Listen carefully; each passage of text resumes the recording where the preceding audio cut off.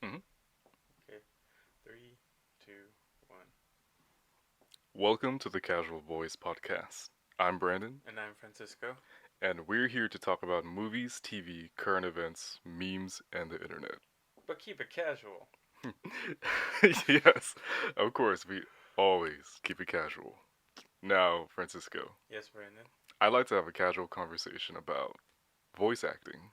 Ooh, goody. I don't know what that was. I think Right out that the was. gate, I like. Who was that? Hans It Moman, was or like a moment, but I was trying to be Frank. It just moment was what came out. I hear it. So I'm glad you do that because we can just automatically start from there. How often do you find yourself just doing weird voices? Um, I feel like I do them whenever have an uncomfortable thought in my head. So like to distract my whole being, I like make a weird voice. But yeah, I think like multiple times an hour Yeah, at least. I'm Yeah. glad you're conscious of it because I was about to say the same thing too. Mm. Like you always have like your certain go-tos whenever you like to do like Andy from The Office whenever he does his southern accent. Oh Or yeah. yeah, The molasses. Yeah. I mean, I guess that's not really a voice actor, but that'd be a that'd be a good voice to have, I think, yeah. in a cartoon. So how often do you find yourself just figuring out whose voice was what whenever you hear something? Um, I think I don't think I ever try to figure out who's the voice actor. I think just it's just it'll pop out at me. Hmm. So especially if it's like a Simpsons alum or like a Futurama, like if I hear them in another thing, like if I hear like Maurice LaMarche anywhere, I'm like that's Maurice LaMarche. Right. If I hear Hank Azaria, him too. But I think Phil Lamar is probably the one He's that's like very, for lack of a better word, guilty of a lot of that stuff. he he other than like when he just sounds like Static Shock, Mm, his voices are so like diverse, and mm, I think I think other than him, and then if I'm watching anime, I cannot distinguish anybody. right. Like I'll be watching like two of my favorite anime are ReZero and Konosuba, and there's one of the main voice actors is in both, and like I watched 20 episodes of each or so, and I had no idea, and I was just like, wow.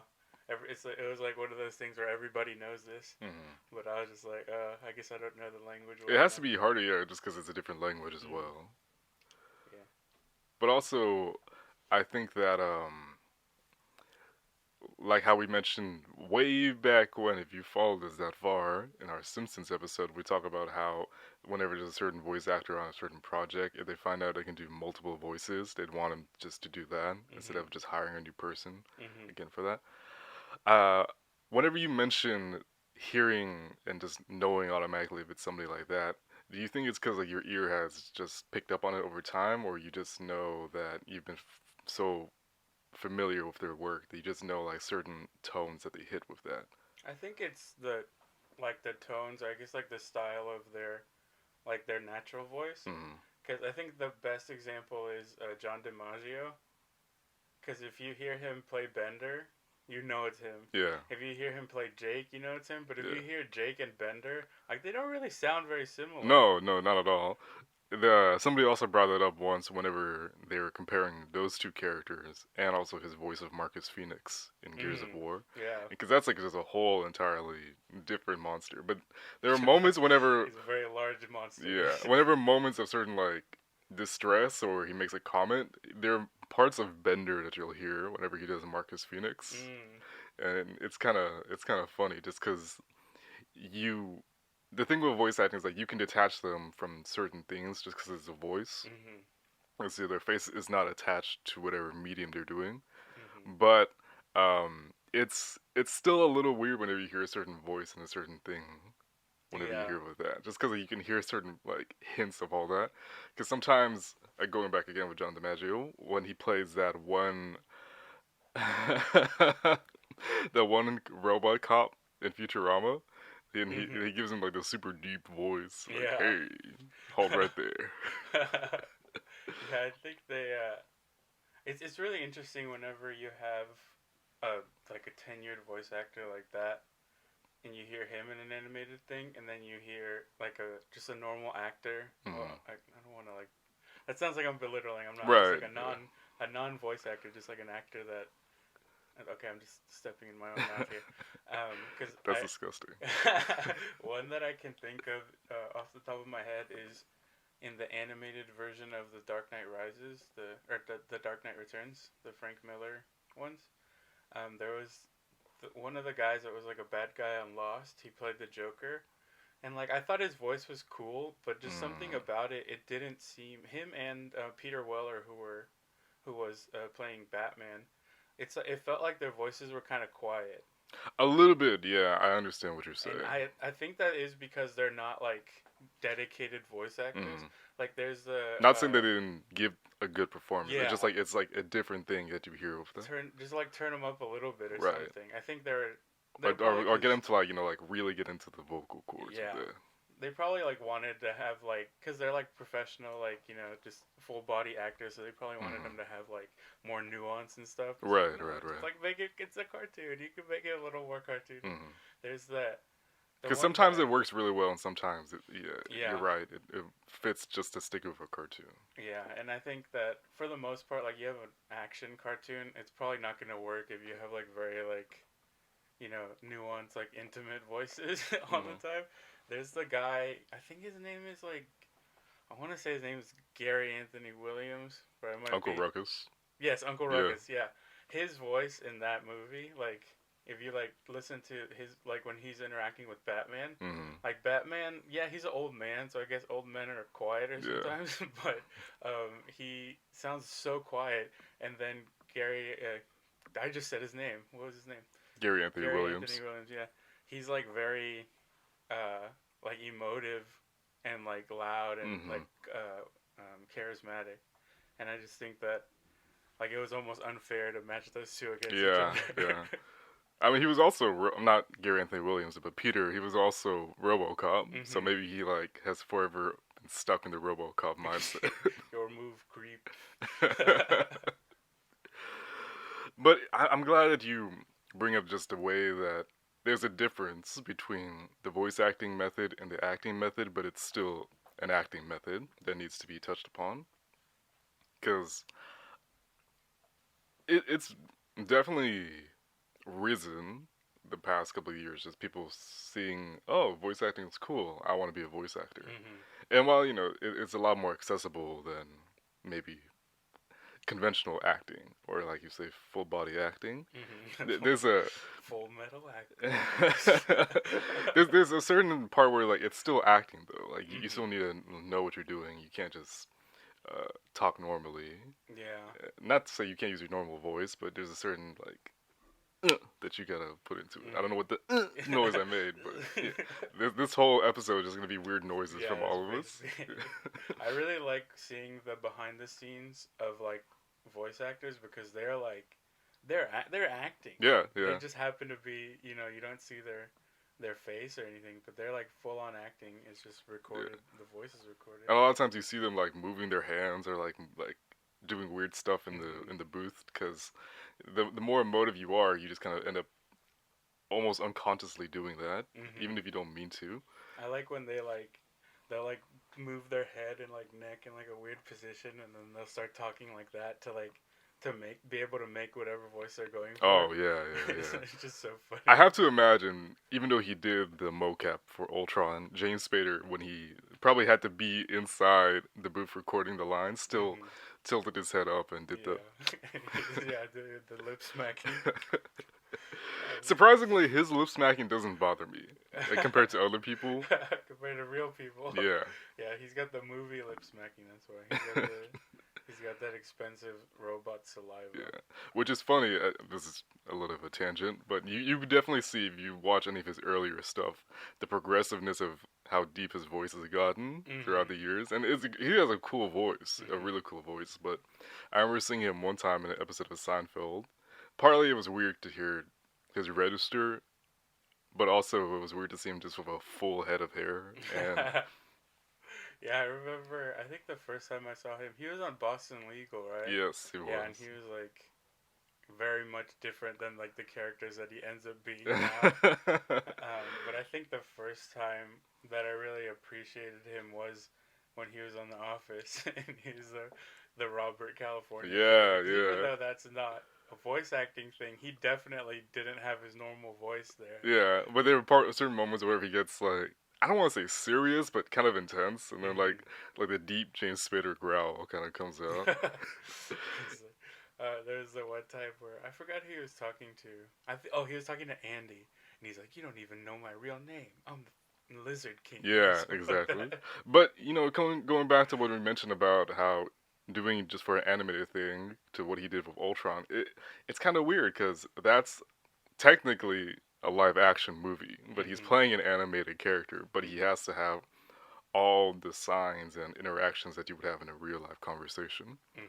So I have to imagine that because I don't know how the process went. I can only make certain assumptions that when he was on set doing his things, he had to remember how he delivered certain lines, Mhm. go back to the studio, do them, and then just give a maybe more enhanced version so they Yeah. have a better clarity of the voice. Do you think that he was a better Ultron or James Brolin was a better or yeah James Yeah, Brolin? Burns General. Yeah, Josh Josh Brolin. Brolin. Yeah. James Brolin is dead. Josh Brolin was a better Thanos. Are we talking about performance or just how I like them this whole thing? Performance, because I Perform. think the character like Thanos is just a way better character, and the movie was way better. See, I have split feelings about that actually. Mm. Maybe Why? just because you know we're doing a lot of references in this episode, going Mm. back to our comics episode the other day. Yeah. We've been at this for a while. Yeah, yeah. I really love the way that Josh Brolin did his performance Mhm. as Thanos. The same way I love James Spader's performance as Ultron. They fit how the MCU should do. There are things I wish they did a little bit differently, so it was more true to the comics. Mhm. And it's a different storytelling thing you gotta do. So it's up to the writer and the director of how they want to portray it. Mhm. Um, in terms of let's just say voice performance, I kind of like James Spader a little bit Mhm. better. That's why I asked the And, question. yeah, and like we've talked about this before, but I'm always happy to talk about this again, just because. Well, you know what? It's only preview if I let you say it, just because we talk about what Josh Brolin does with his voice. Can Mhm. you explain it? Um, like where he's like makes his mouth weird. Yeah, please continue. He Yeah, yeah, just yeah, kind yeah. of. It's like Because you had the best adjectives when you described it. I don't know. It's like he's got like a retainer in or something. He Yeah, just kind yeah. of like, oh, sorry, princess or whatever he calls Princess. Gamora. I forgot what he calls her. I'm sorry, little one. And he's just like, it's like a little bit like a more intense version of Bubba from Forrest Gump. Oh my Where god. he's like, saute shrimp. It is. If Bobo found out there was more to life than. Yeah, more the shrimp. That is kind of. I mean, if you think about it, though, Bubba's kind of like the Thanos of like he knows his mission. Like Oh he's my got. god. He's got a. He's the only one that could possibly Yeah, make all those yeah. shrimp. Fun doesn't usually describe balancing out the universe with shrimp. Yeah. I mean, But he only there's so many smiles when kinds. he's fishing for shrimp. Yeah. But I agree with you. There's just something about his voice that occasionally it sounds a little bit too human, but also like there's something about the way you can kind of hear the positioning of his mouth kind of Mhm. does it. Because do you remember how he sounded like in his first appearance in Guardians of the Galaxy? Um. Yeah, I feel like he was a lot more like he was a lot more cartoonish. Yes. Like he Yeah. wasn't like a real guy. Like Yeah, partly because also they really added like an effective filter to his voice for that.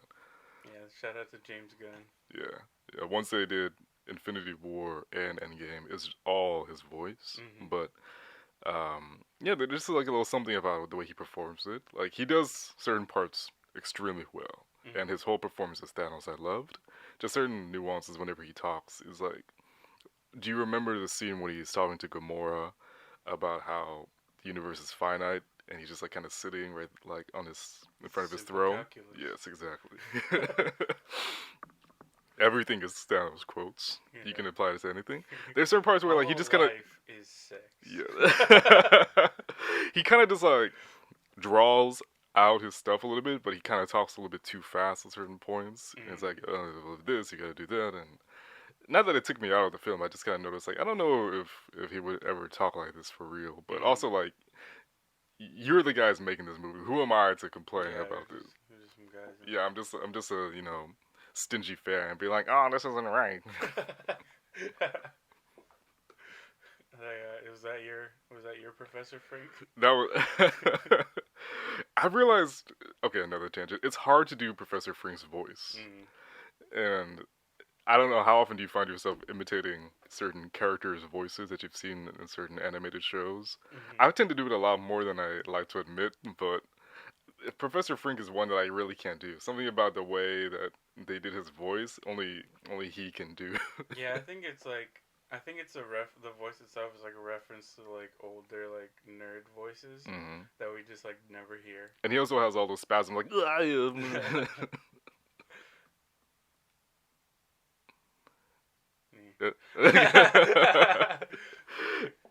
But it's I don't know, would you ever want to do voice acting at any point? I was saving this question for later, but yeah. now that we've talking about like we just end up doing voices all the time, especially when there's no recording.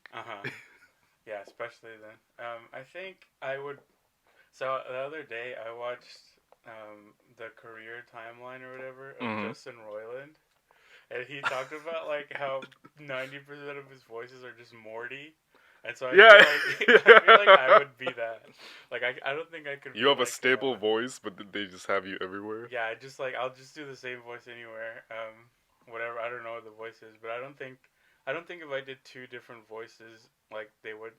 Okay, maybe two, but I couldn't be Hank Azaria. Right. Or Phil Lamar, or I just break out all these voices where it doesn't even sound like me every time. I feel like it would always kind of sound like me. You know who kind of does that? Keith David. Oh, Keith. Yeah. Well, I mean, but his voice. Yeah, that's the thing too. Good. It's like it's such a you just need to have him. I wouldn't want him to change it at all. Because I remember seeing somebody, and just speaks volume to what I do in my free time. I just watch a lot of voice acting stuff, and somebody was just talking about the. Well, he didn't talk about it. He put a compilation of a lot of his roles, not everything, because he's done so much, and he mentioned in the description like. While there's not a huge amount of range, it's just he does such a good delivery of all of his stuff that you just know he's gonna get it right. And I think he's one of those people who I think is maybe, if not the top example, at least the leading example of people who had a good career in acting. He's not like star-studded, but he has done so much in TV and movies that people sometimes just forget. Like he was in that, like Special Agent Cody Banks. He was in that. He's in that. Yeah. What was he? I think was it the CIA that he gets a part of? He's the director. Oh, okay. That makes sense. Yeah. And I remember just like going through his IMDb. I'm like, what? He was in this. He was in that. And you just kind of see. Once again, how it comes of age, like his voice like gets more refined throughout the years, but you kind of see him once he starts doing voice acting, like he just really knows how to just pronounce things and whatever. And I think like that's like it became a full circle, like that scene from Community whenever he talks about his character Elroy and how he's white people. Yeah, he likes to encourage white people. Yeah. There's certain points where, like, he's interacting, but you can hear him, like, have that great voice. He's like, all right, there's a man who... there's a man who knows his meatballs. That's a container for... What is it? That's a container that holds for holding liquid. I think also it does add to it that his voice just sounds... It sounds, like, superhuman in a way, where, like, people shouldn't, like... be allowed to sound that cool. Yeah. Whenever he says something funny, like it's almost like because there's that thing with comedy where like comedy comes from making a huge deal about something not important or like not making enough of a deal about something important. I think his voice is like a huge deal. Yeah. And then when he says like a dumb joke, Like that's where that It sounds even it funnier. creates that it creates Yeah, that yeah, yeah. disconnect in It our made me heads. like really appreciate that when he was the president of Rick and Morty. Mm. Whenever he just talks about certain things, or one of my favorite moments is like the fight in the Oval Office, and he breaks the standoff by punching Rick, and then he grabs the American flag, and he gets the like spear point, and he points it at Rick, and he's like. He's like, take him down, Semper Fi. And just the way he said it was like I really want to know the direction of like what they did for him just to Yeah. like say it. Yeah, that's a good Because question. that voice, when he compared to when he does the Arbiter, is like, like partly you can hear like his sophistication whenever he does certain voices for like Arbiter or the President. I But- think I was definitely in the group that I did not like the part when I was a kid. I did not like the parts in Halo 2 where you were not playing as Chief. right. Like it bothered me so much, but I think just the Keith David's voice acting like just made me turn on that. Like Oh it yeah, made me turn the yeah. corner where I was like, okay, this thing is cool. Because when I was a kid, I was really afraid of the Halo theme song Yeah, because it was like yeah. so eerie, and then especially whenever like the flood comes in, then you just make that association, and it's so creepy. Hmm. So I always thought like I would always play the game muted That's because right. because That's the right. noise You would scare never me. told me. So I never heard the Arbiter's voice, and then I like listened to it one time, and I was like, "Whoa, he sounded like that." Yeah, Okay. yeah. I remember the first time I heard that, and then it's just that you realize most of the Covenant is comprised of deep voices, because like Mhm. Tartarus is Kevin Michael Richardson, Yeah, dude, that's cool. who was He like should probably come like back. another one of the most prevalent voice actors. Like Mm. he's just done tremendous, tremendous work. I remember he was on what's it called? How I Met Your Mother, and he He literally was. he kept like Richardson. He literally just sat down and he just like was talking. Yeah. Like that's all. He didn't like. I don't think he even said any jokes or anything. It was just like they were just using his voice to make stuff sound really good. Like he said like some poem or something by like I don't know if it was by Pablo Neruda, but it was something like that. It was like that was no, that's a reference. But yeah, he does that. He just literally just talks, and then whenever he's about to leave, like Robin like is infatuated with him just because of his voice. I'm like, yeah, I'm sure that's how that would work. Yeah, I remember he was saying that. I was watching a video about he was getting interviewed. This is, I think, at least a year or maybe 2 years ago. But it's still fairly recent because he doesn't do a huge amount of interviews. Mm-hmm. And I believe his parents are Jamaican or something. Oh, And he said, like, yeah, this runs in the family. just the deep voice. Yeah. Oh wow. And he said for school one time he had to do a song. And he said he had a very timid voice. And then he busted out a Barry White song. And the teacher was like, what? Moan baby. I've seen a lot of interviews where that's happened. Like, who else did that? Oh, shoot, Michael Clark Duncan. You know, rest in peace, man. He was on Conan. And he was telling about how that happened to him. And he's already a huge guy. And then he said when that happened, he was like, yeah, it was scary at first, but then all the girls really liked it. Just kind of kept going. Yeah. What happened to you, Brandon? Yeah, but I'm really, really scrawny looking, so it's like I don't have the greatest reaction sometimes. I kind of get a little like I don't. It's like a mix of confusion and just a little bit of disbelief. But then like once I continue to talk, they're like, okay, I can deal with this. I think like if this. you're sitting down, I think the first time I heard your voice, you were sitting down. Yeah. And you're also karaokeing Ignition. Oh, please. And it wasn't the remix one either. This was before the accusations. I want that to be clear. But also post trial, and post Yeah. Aaliyah. Post Aaliyah. But he post was King, cleared of the charges. But yeah, this is an OJ loophole where OJ was acquitted, so it's not bad. But anyways, yeah, I remember. I didn't even think I thought you were making the voice. Oh yeah. That's all I remember. And you were like sitting down, and then you had like your little K-pop hair. Yeah, that was. Yeah. It's a good time. Oh yeah, it was. I think that's the reason why all you guys started talking to me. To be honest. You very much impressed our faculty advisor. Oh yeah, Dr. Ledesma. He was like, "Whoa." I don't think he was paying attention to the words though. No, because he was also, once again, as a quick tangent, my symposium advisor. And then so Oh. like remember just that day for symposium, Hmm. the week after he was just talking through some stuff, and it's like, oh, by the way, Brennan really likes karaoke. I was like, ah. And that, so that brings to another good point. He was Australian, Mhm.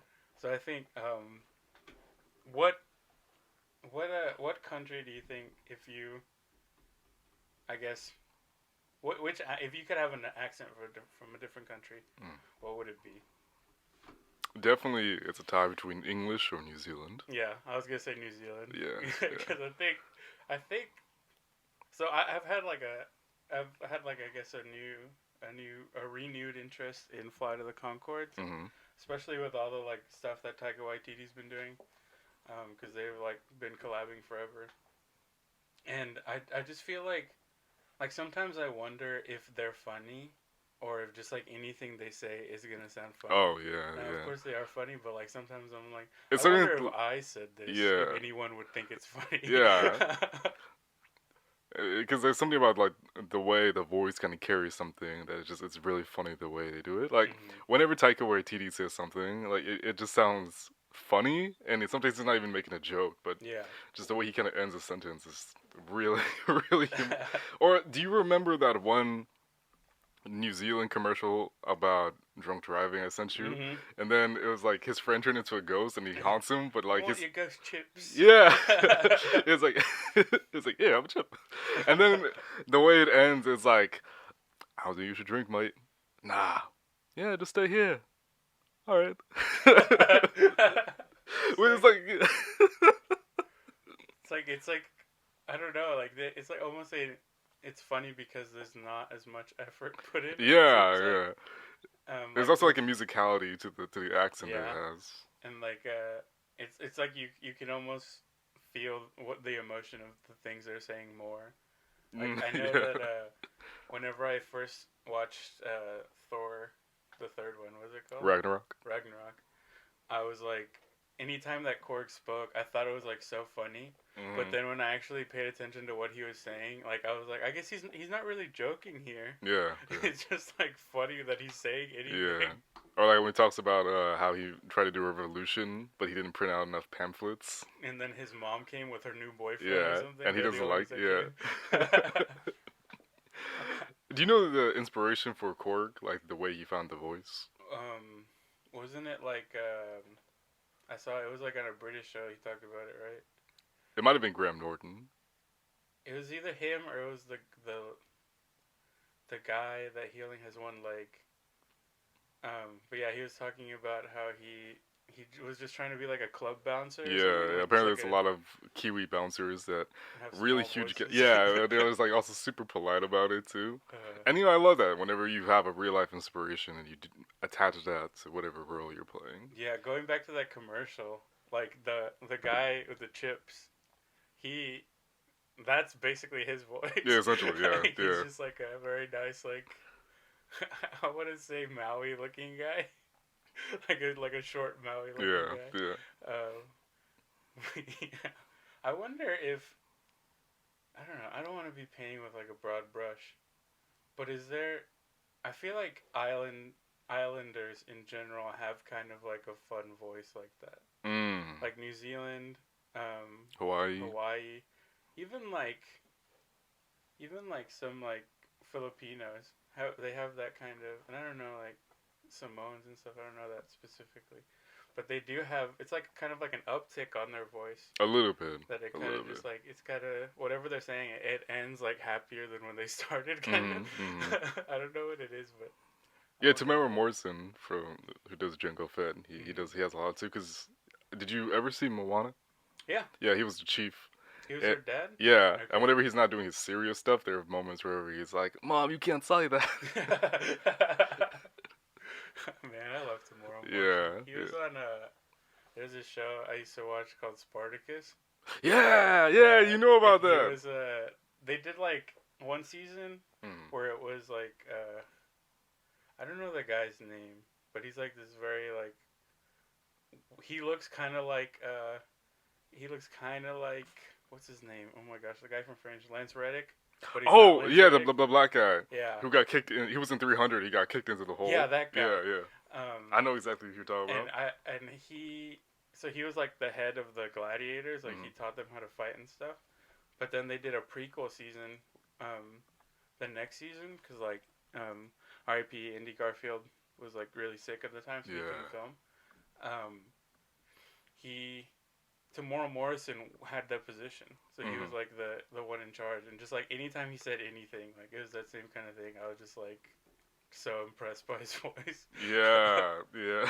Did you ever watch Aquaman? No, I still haven't seen it, but he's Aquaman's dad. Yeah, Yeah. I haven't seen it either, but I'm just like, if he's in it, it's probably, I mean, at least the parts he's in are probably pretty good. Yeah. So Peter Mensa is his name, the guy that you're talking about. Yeah, Yeah, Peter Mensa. the one who looks like Lance Reddick. He I'm does glad I'm kinda not the look only like one who Lance thinks Reddick, about that yeah. too. Yeah. Like he clearly isn't, but he has that same. I think it's about like the head shape, and then like they have they're a bald. yeah, and then like they have a thin frame, but they're like secretly ripped when they take Mhm. off their shirt. I wish I would love part. His Oh yeah. Speaking of Lance Reddick, he was in he's in Horizon Zero Dawn, Hmm. and he did a really good job there. Yeah. But yeah, he's another guy where oh, Doctori, that's the name of the Dotori. yeah. I don't think. So I it's- always it's assume. just- Oh, I'm sorry, I didn't mean Go ahead. I was gonna say either Peter Mensa or Lance Reddick. I always assumed would be Great Green, not Green Lanterns, Martian Manhunters, if they ever Yes. did that. Yes, extremely good.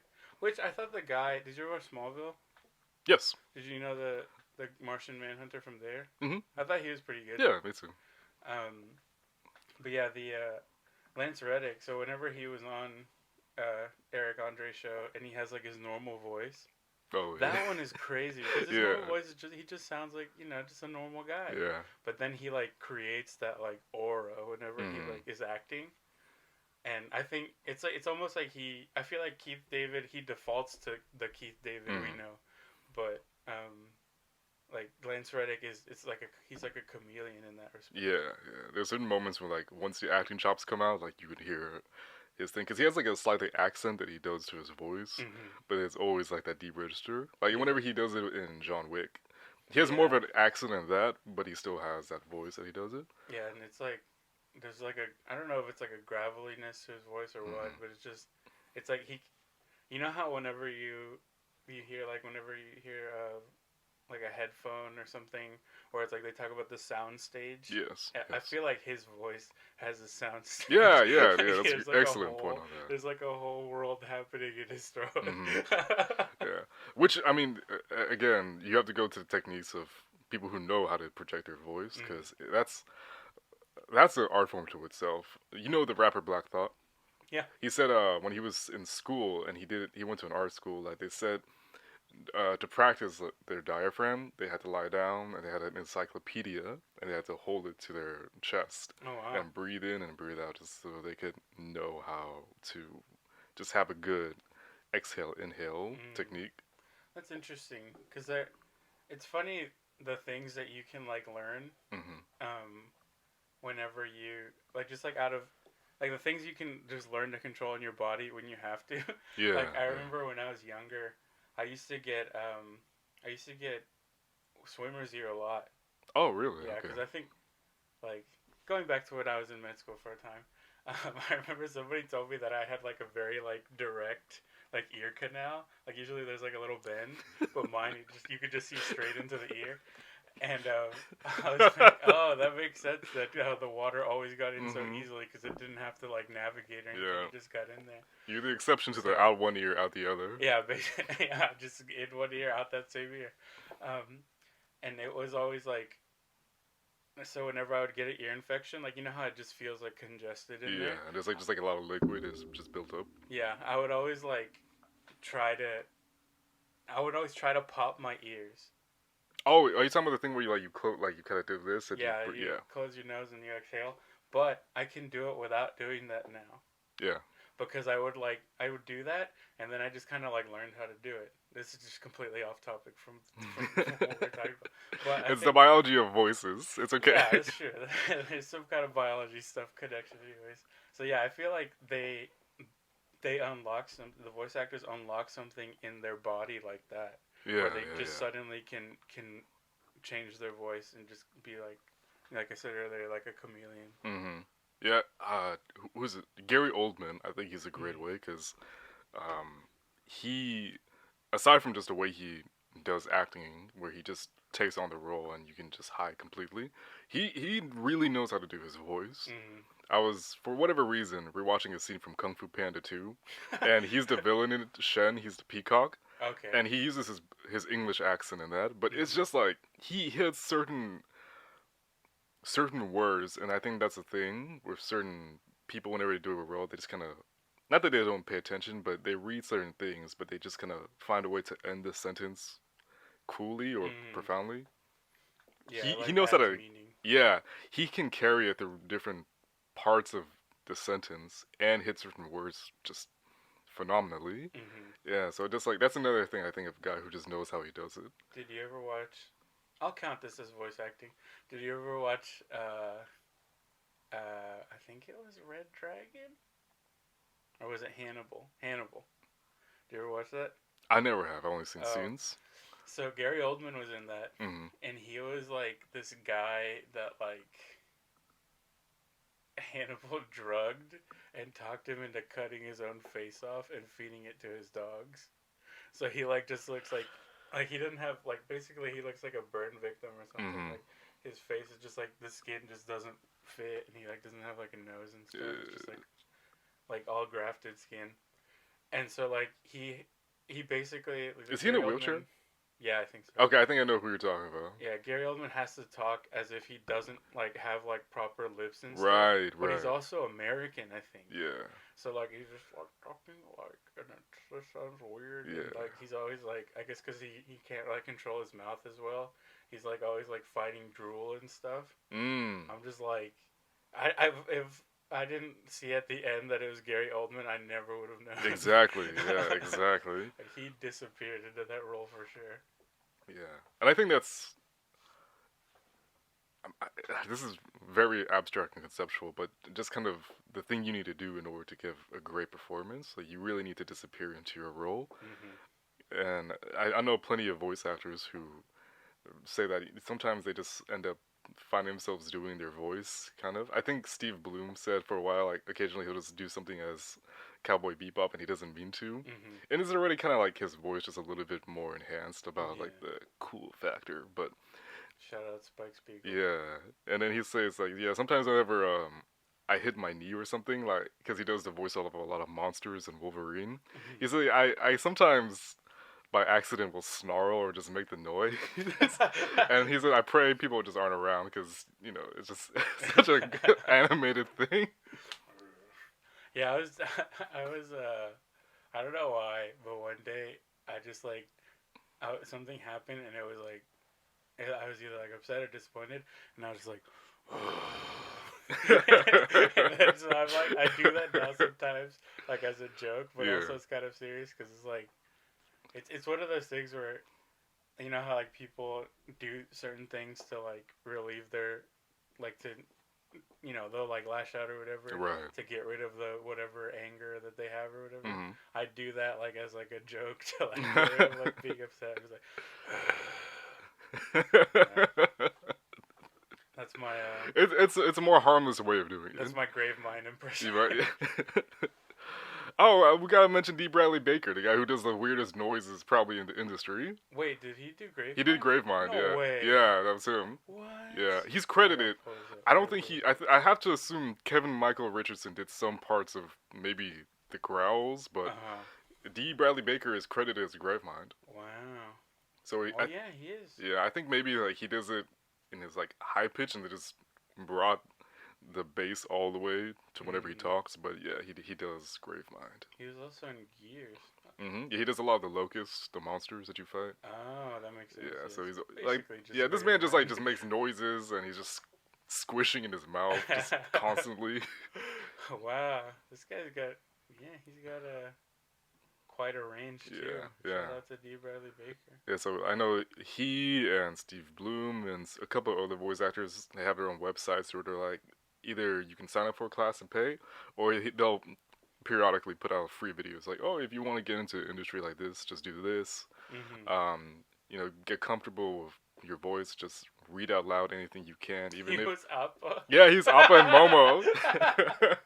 That's so funny. Oh man. And he's all of the clone troopers in Star Wars: Clone Wars. Oh really? Yeah, Cool. yeah.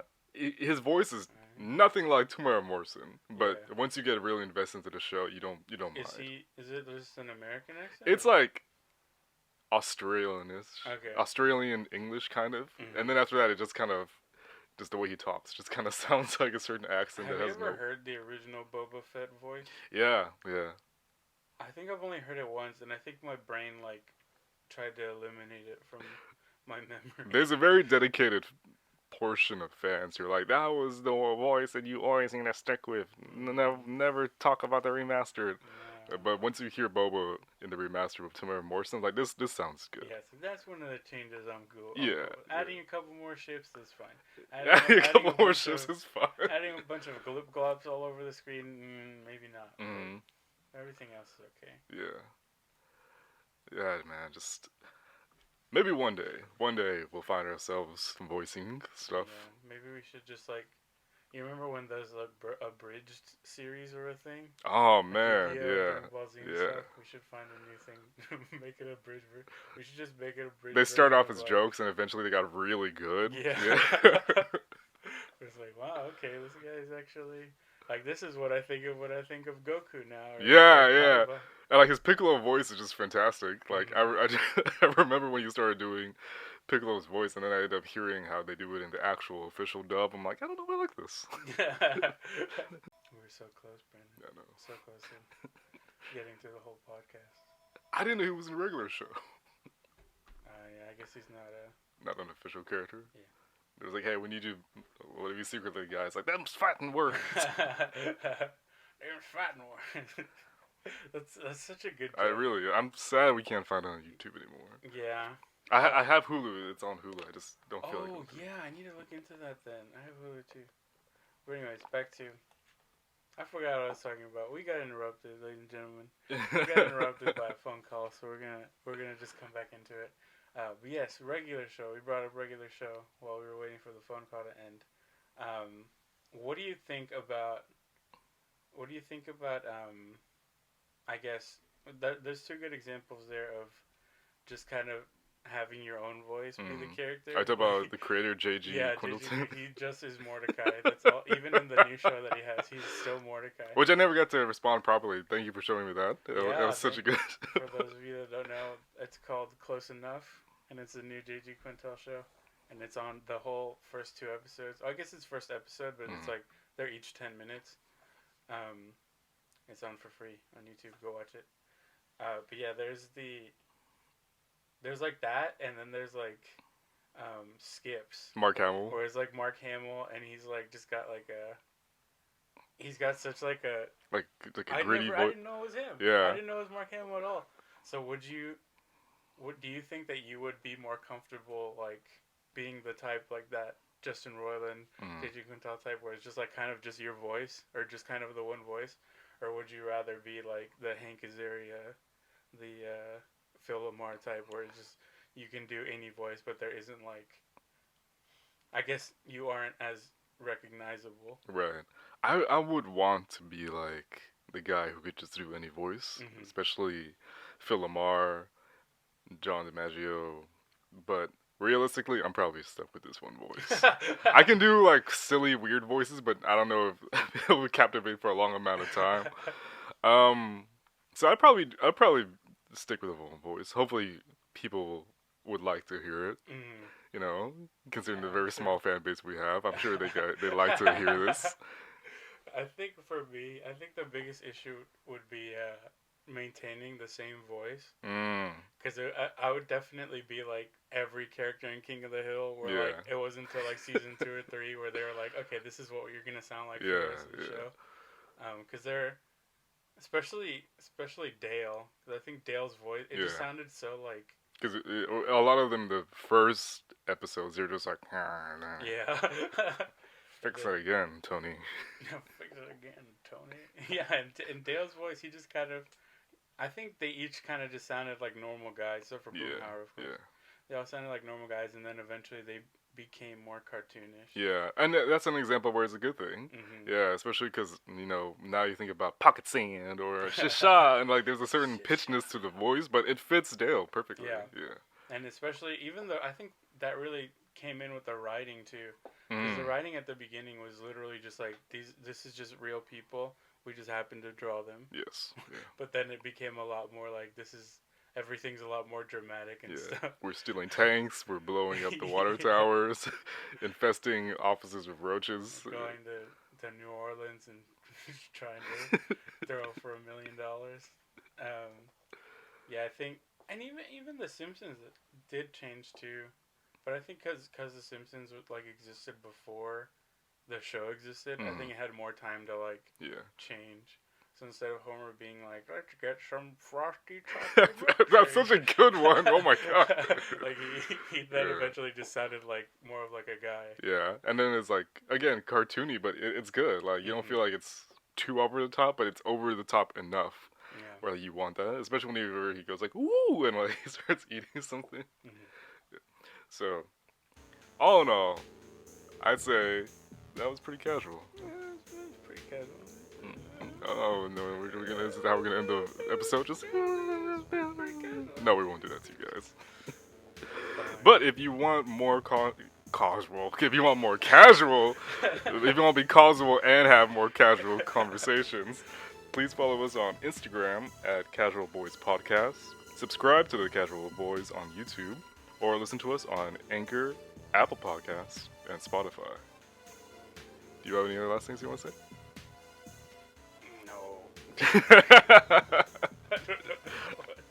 Well, all in all, we're closing out this voice acting session, and join us next time for more casual conversations with the Casual Boys. Bye-bye.